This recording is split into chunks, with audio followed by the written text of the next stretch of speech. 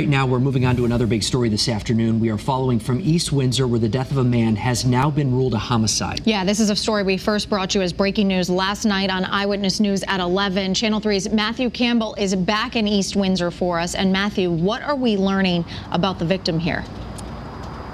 Well, Aaron and Mark, we do know that the victim is 73-year-old Halsey Hesse Jr., and the concern started to grow yesterday morning when a relative had a hard time reaching him. They tried to call him, couldn't get in touch with him, so that relative came down here to the mobile home park here in East Windsor on Fairway Drive where he lived, and that's when they found Halsey dead in the kitchen. Now, police were here for the majority of yesterday into last night as well, and it took quite a while for them to get a search warrant. But once they did, they entered the kitchen and they found Halsey with several stab wounds all over his body. The medical examiner performing an autopsy and confirming his death is a homicide, and it's now being investigated as a homicide.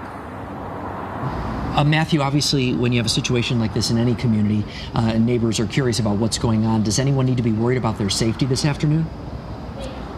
Well, Mark, that's one thing that police really want to stress. They say that the public is not at risk. It's believed that Halsey knew his attacker. And while no arrests have been made yet, East Windsor police tell us that they are zeroing in on a suspect. But again, no arrests made.